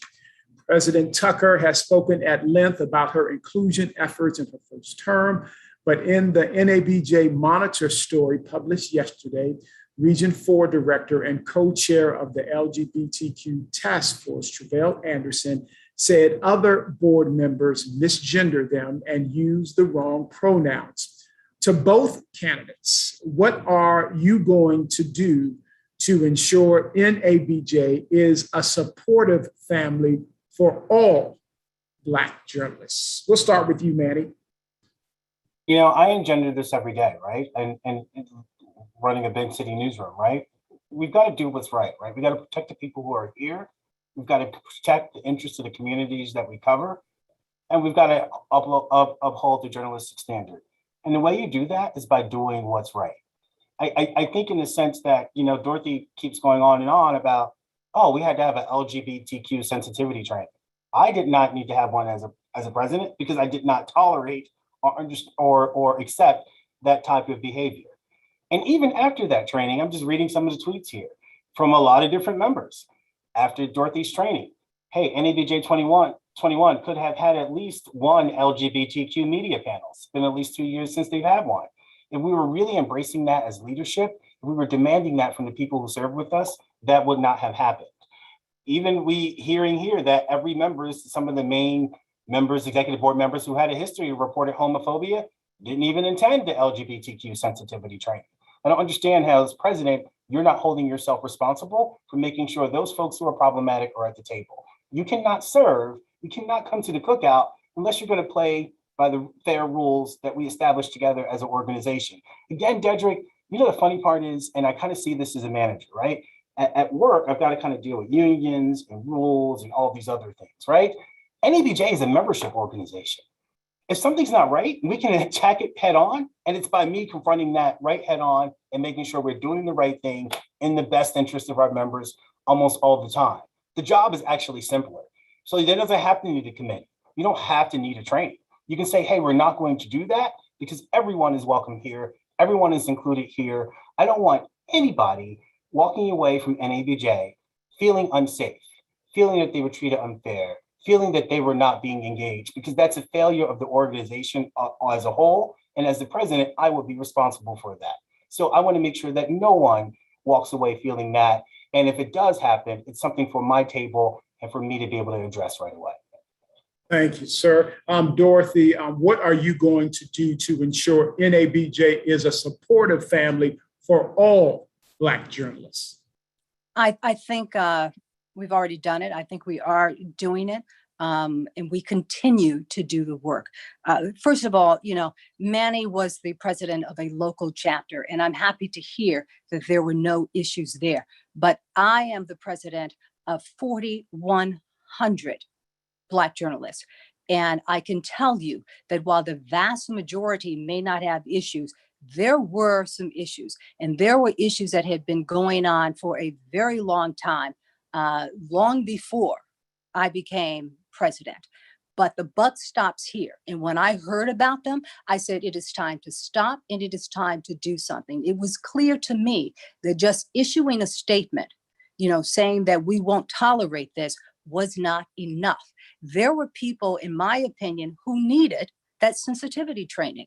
So what we did was offer the training. We got an expert. We offered the training. Every board member, bar none, every board member was at that training and stayed on for the full 90 minutes. And we invited not just the board, we invited a couple of task forces, and then we opened it up to chapter presidents as well.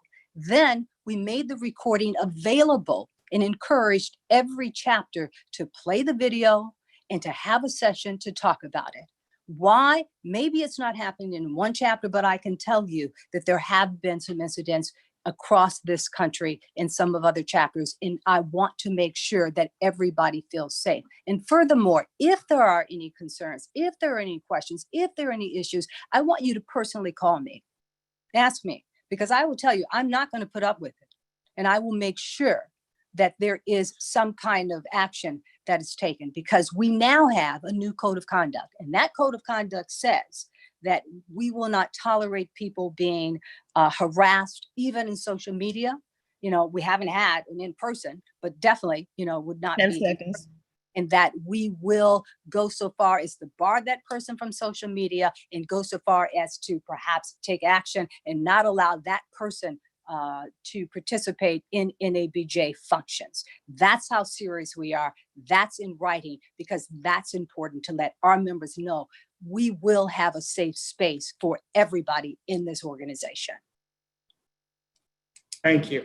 The next question is from Betty Bai. At one time, NABJ was largely print oriented, and rightly so. Our broadcast members demanded more programming. Now our conventions have moved in the other direction. It seems to me that the majority of our major convention plenaries, awards programs, and even our major awards are being presented by and to celebrities and broadcast journalists, several of whom never in their careers have acknowledged or supported NABJ or even picked up their awards, never to be seen again. So how about more broadcast print balance in our convention programming? Manny, does Betty have a point there? What is your response to that? Betty 100% has a point. I'm running for members like Betty who notice this every single year. Listen, when we look at that convention programming, right? That's convention that's promoted and driven. Like, look at the two emails you guys have gotten just this week alone. What was at the top? Convention sponsors, people who weren't journalists, things that were going to go on that were not driven by the needs of our members nor the wants of our members, because, like Dorothy said, it's important to bring the money in the door instead of doing the right thing by our members first. Dorothy didn't say that. It's easy. It's easy to be able to deliver conventions in that sense, right? What about turning the corner in that other sense? There are broadcast journalists who would like digital training. There are digital journalists who would like broadcast trainings. There's more people who want to learn how to do podcasts. Why are we not bringing that type of high quality training into the organization? I brought up the example of, many of us as broadcast journalists use iNews. Why not bring those folks in to give power training and first time user training so that people who go into newsrooms already can walk away with the skill set to have that? Why can't we bring WordPress to the convention for a number of different reasons? And those of you who are digital know what I'm talking about. But why don't we bring them in for training to have real hands-on opportunities so that we're able to take those into career-driven opportunities immediately?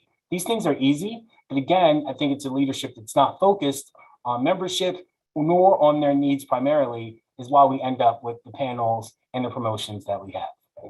Thank you, Manny. Dorothy, does Betty have a point? You know, I think Betty does have a good argument, which is why, and let us keep in mind, this has been an issue that didn't just come up this year. This has been an issue, and this has been a complaint that we've had for some time, which is why when I took over, I established the editors database to address the needs, address the concerns, and to better represent our members. That editors database probably now has about 60 people on that database. And it's both print, it's digital, and those co-chairs who run the editors database, we started doing master classes. The master classes started last week with Kevin Madeira out of Los Angeles. That is an opportunity for especially our print journalists to hear from those who are in management position. You will see that every month. You will see those kind of webinars. Again, it is all about making sure that we better serve. And I think Betty was on that call. As a matter of fact, Betty, you were absolutely, absolutely fabulous. And I want to make sure that you become a speaker next time, because you were definitely dropping some gems. Don't forget about the $200 you have to get. That is also important. The $200. I'm talking, Manny. Yeah. Yes. Let's be respectful. Yeah. Thank you. Go ahead, Dorothy. That is the sort of thing that we're doing. And if you look at the program this year, digital is our mission. So there are a number of sessions, just go through the book. There are a number of sessions that are geared towards digital in print. And the thing that we have to remember, in this day and age, the silos, they have just kind of, the lines are blurred. The lines are blurred. A broadcaster has to write for the web, so we're all wearing the same hat, so and that's the other thing that I want both all of our members to remember. Many of our sessions is not just about aiming at one person with one discipline. We are trying to make sure that any session that we have, it is all about making sure that we are speaking to all of our members. Manny, would you like to rebut? I think in a sense, somebody's asking you guys for re-election, and she's had 2 times to get to address this issue. And it obviously was not for LGBTQ members, not for members who wanted broader sessions. What I'm telling you is that I'm asking you for 1 term as NABJ president, and these very same concerns that we've gone around and around and discussed. If I was elected, they would be fixed. Thank you. Next question, I guess, is from Brandon Pope. Twitter has become a landmine in this election and elections past, putting many people off about the process altogether. So I guess, Manny, this is for you. How do you address the toxic and antagonistic tone your campaign supporters have had toward women of NABJ? For both, how do you plan to foster a more inclusive environment for all online and in person? Manny, since that was directed to you, I'll address that to you. The toxic, antagonistic tone before to women of the organization. In this organization, I've worked with primarily women for the most part. And I don't think they've ever had a toxic, antagonistic discussion with me ever. So that's not something I encourage. It's not something I support. It's not something I've ever done or been part of this campaign. And it's not, certainly I've done that about leadership. And I also want to address that in a head-on sense. I know someone's able to put up, Brandon Pope, a comment randomly on social media, but listen, this is about our professional experience. I've worked with thousands of women. I have a wife and 2 daughters at home who I support and take seriously every single day. So the fact that, or even to put an idea that I have a problem with women without any examples of any support is definitely inaccurate. It's wrong, and I've never operated in that fashion. Thank you, sir. Dorothy, your response?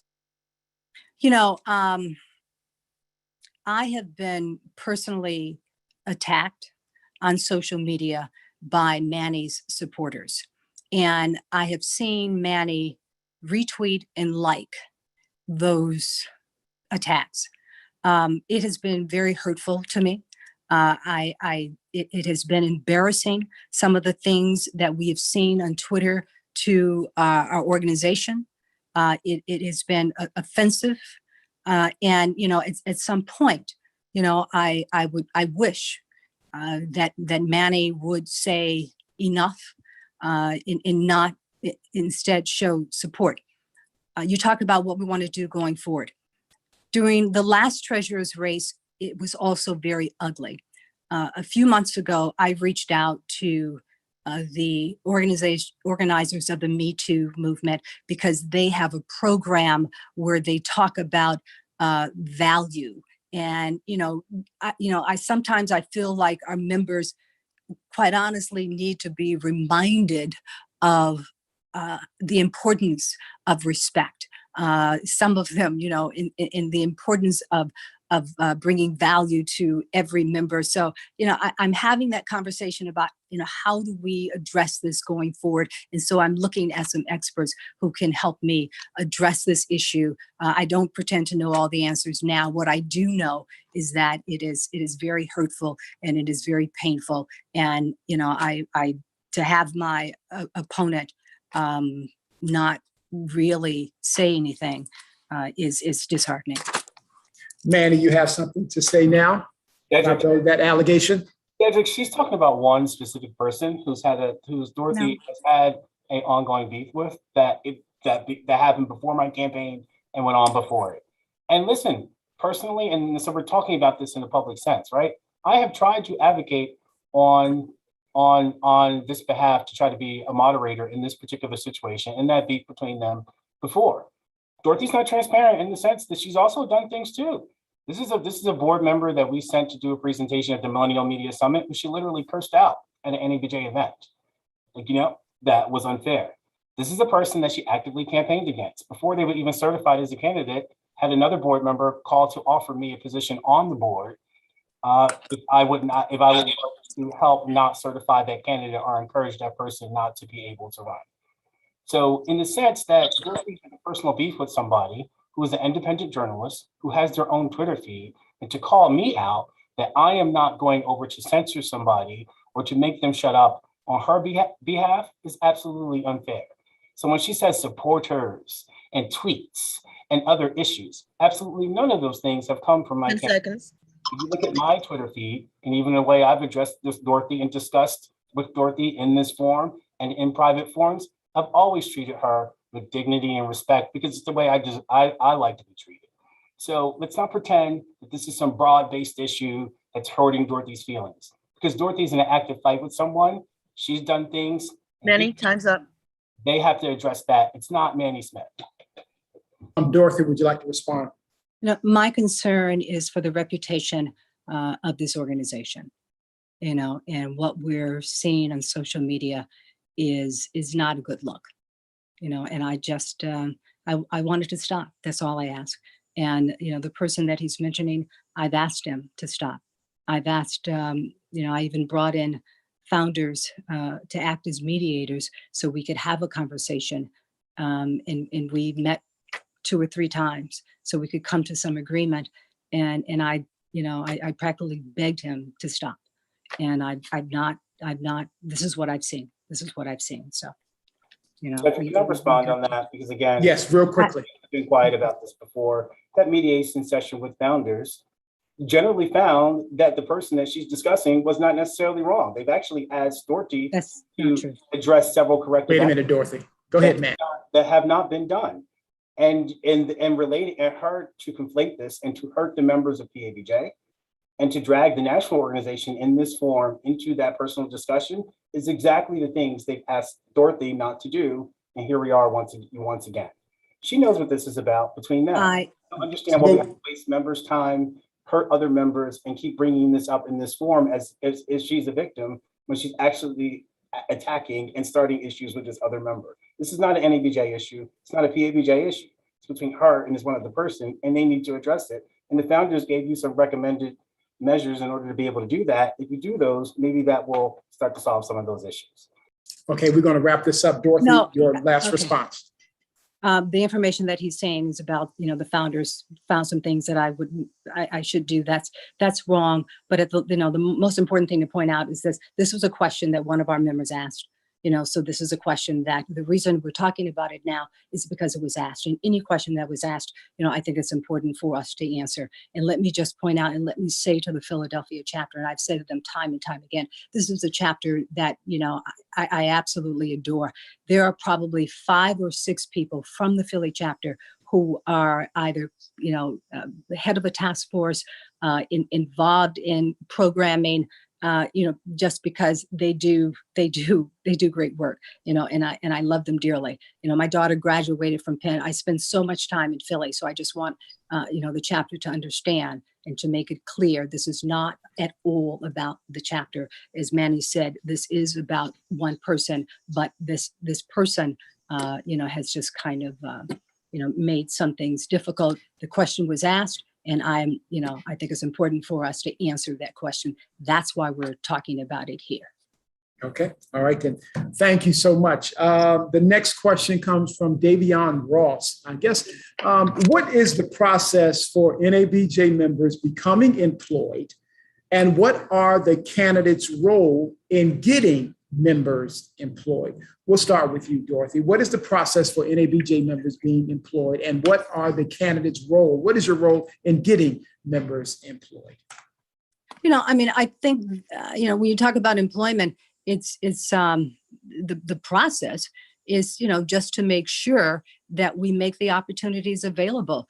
That is why we created the producer database. And if you look at the producer database, we have had a number of members who have gotten jobs because of it. I told you about one there, but trust me, that's just one example because it happened 2 days ago.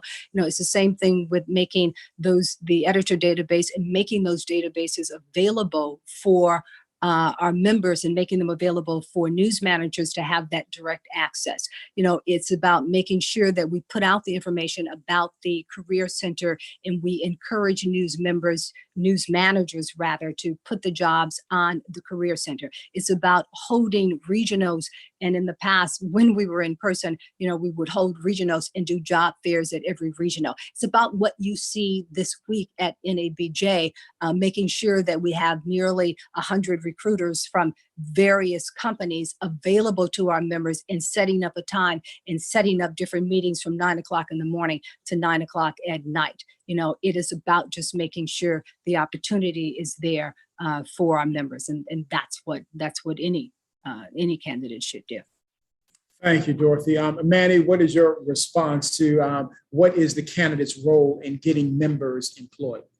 I think our job, number one, is to be advocates for our members and help to get them jobs no matter what it is. Listen, I think it's very, very serious. Just this week alone, that managers work within our company who rightfully so want to find candidates of color on air and off air frustrated. They haven't been able to connect with Black journalists because they don't have databases. They don't have connections because they haven't paid the $200. Yes, there's a corporate fee, but we all work at corporate stations, at individual stations. Like I know, those local managers don't have access to that database, even though CBS pays an overall sponsorship fee to NABJ. That's not helping. That's adding an impediment to us being able to get jobs for those members. That's not what we're supposed to be doing. Additionally, in that very sense, I think it's about having different conversations with members. I think, listen, Dorothy talked about Twitter. She likes, hey, this one person got a job. Hey, I called this person back and connected them with that person. Yeah, that's part of what NABJ should be doing. Those individual moments are important, but on a broader sense, are we having conversations with employers? There are big corporations and small corporations that need specialized people. How can we as NABJ partner with them on training so that they're able to find, attract, and retain the employees that they need? That we're able to show members, hey, here are opportunities or trainings. Here's how we can round out your skill set so that you're more attractive in your current role, or they're able to be promoted or transfer into something else. That's what we should be doing as leaders of a national organization and not just local. All right, thank you. We have 10 minutes left in this session, and I want to clear the queue of all the questions and answers. So we're going to, Melanie, we're going to give you 1 minute, 60 seconds to answer, and we'll call this the lightning round session. So here we go. Here is from Cedric, anonymous. I'm sorry, did you say they're all going to have 60 seconds? They're both Yes, gonna have 1 minute to respond. 1 minute to respond. Okay. Thank you. Anonymous attendee, what will the president do to ensure the better inclusion of media-related members in NABJ? So many journalists are transitioning to communications, and the media-related task force serves as a great resource for transitioning. So we will start with Dorothy. What can you do to better include the media-related members in NABJ? 60 seconds, please. You know, I think it's important that we expand the task force. One of the things that I've been a little bit frustrated by is that, you know, we've not been able to have as many kind of engagements as I would like to have on the task force. But that's not to take anything away from the task force, because I know you guys are working hard. I would just like to see more. I would like to see a few more webinars. I want to make sure that you're at the regionals. You know, I want to make sure that you are, you know, that you're at the media institutes. You know, I want to make sure that there is just a little bit more connection. And then, you know, I want to hear more from the media representatives. That's something, because of the pandemic, and I have to admit, I didn't get a chance to do. You know, I want to have some more conversations so I can hear from our media representatives what more they would like to see. You know, so 10 seconds. Really have this conversation. And the reason I'm distracted, guys, is because my computer went out. I'm trying to make sure that I don't die because I'm on the phone. So I apologize to you, Manny. I am listening to everything that you're saying. I'm just continuing to look for. Just hold on for 8 more minutes. Hold on for 8 more minutes. All right, Manny, 60 seconds. And you don't have to take all 60 seconds. Tell us. No problem. Hey, listen, real quick, what I would do immediately for media-related members to establish, on day one, I would establish funding for the media-related task force. They know best how they need to be engaged and how to grow membership. And I would establish funding, immediate funding, immediately from the NABJ surplus, to establish ongoing funding for all of the task forces. It's their job to get at the work, at the mission of the organization. It's our jobs as leaders and as the executive offices to make sure that they have the resources and funding they need to execute that work. All right, then thank you, Manny. We'll begin with you. Candidates, what are you most proud of when it comes to your own mentoring efforts for members of NABJ? What are you most proud of when it comes to your own mentoring efforts for members of NABJ? Manny, what say you? Man, the culture of excellence. I think almost all of my friends, almost all of my chapter members and other people that I know have gotten amazing promotions within the past year, because we support, we encourage, and we help people grow beyond. I think it's amazing. We just had a big, huge, large celebration for another member who got another managing editor role in a number of times. That's what we do. That's how we do that. I kind of feel like we should be doing that more in a formal sense in NABJ, but I've got some ideas about that and how to execute that if I'm elected. Good. Dorothy, what are you most proud of when it comes to your own mentoring efforts for NABJ members? I'm most proud of the fact that I, you know, established an opportunity for us to have a mentor project, so that, you know, in addition to those that I personally know that I mentor, I wanted to make sure that many more of our members were able to have that kind of mentor. So what we did last year was we had 80 pairings. We had mentees and mentors who throughout the convention got together and established a relationship. And some of those relationships have continued. We did the same thing this year. We brought it back again. We've got about 40 pairings this year. I cannot wait until we get to Las Vegas so that they can meet in person. This is something that I talked about early, and is something that we have established. And I'm proud of the fact that we actually now have that mentor project, and there are young people and mid-career people who are hooking up with some veterans and learning things and establishing some strong relationships. And it's not just the 4 or 5 handful of people that I mentee, it's many dozens that are benefiting from this project. Thank you so much. Steve Jefferson, how will you as president communicate with each and every chapter in the 4 regions of NABJ? We'll start with you, Dorothy. I started communicating with them early. As soon as I took over office, I emailed every chapter president and I said, look, including the student chapters, if you need me anytime, just I'm a phone call away. I would love to drop into your meetings. And that's why I know many of them on first names, because I have been to numerous chapter meetings, because I actually get their emails. I know exactly when they're having a chapter meeting and we have conversations. And, it gives me an opportunity to stay in touch with our members. And there are a couple of chapters in particular that when I've kind of been thinking about things, I can go and visit that meeting, visit that chapter and kind of have a feedback. What do you guys think about this? This is what I'm thinking about doing. I think that communications is key. And then when January came around, I had a chapter day and had like 60 or 70 chapter leaders on that call where we spent 2 hours just hearing from them and engaging them. And then since then, we've had a webinar every month to speak to their needs. They had complaints or they had concerns about finances, about leadership, about 501c3. We had webinars just for our chapters. All right. Thank you, Dorothy. Manny, what do you have to say about that? Dorothy had a side earlier that I've only been a local chapter leader and not a national one. Listen, it's hard to talk to hundreds of chapters all across the day and have the bandwidth to run the national organization. Here's what I'll commit to.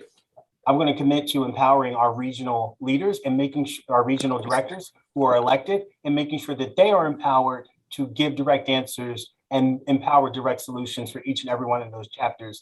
And those folks will have my ear to make sure that they get the needs and the nerds that they want. And outside of that, the NABJ Council of Presidents has been a trusted resource. I would commit to a quarterly direct conference call with them, not an agenda from NABJ, an agenda set by them where I could address those needs as they came up.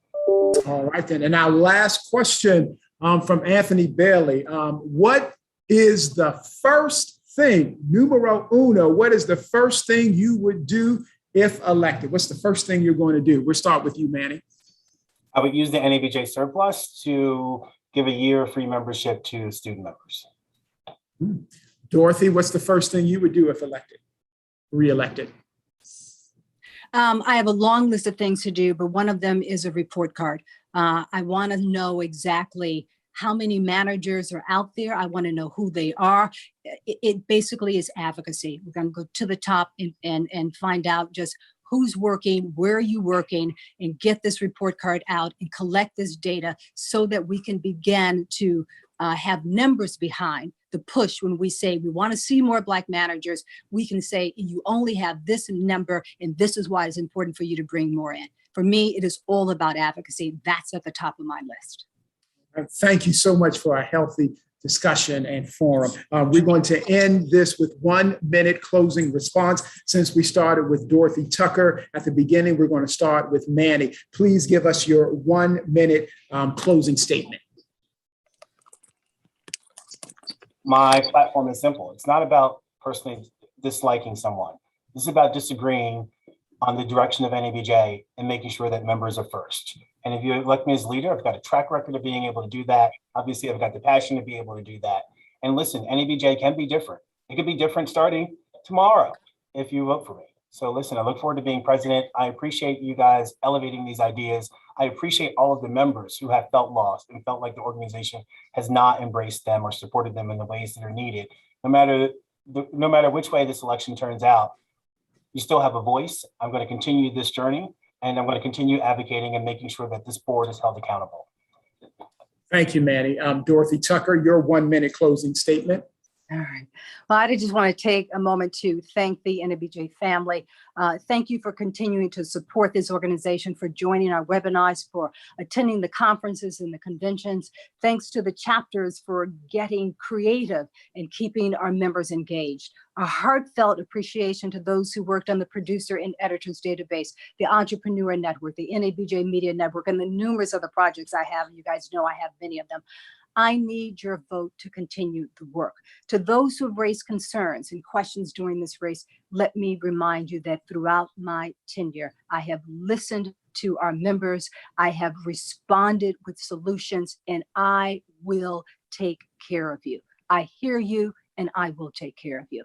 NABJ is one of the most respected journalism organizations in the industry. It would be my honor to serve another 2 years. I would appreciate your vote and understand that voting ends tomorrow at 5 o'clock.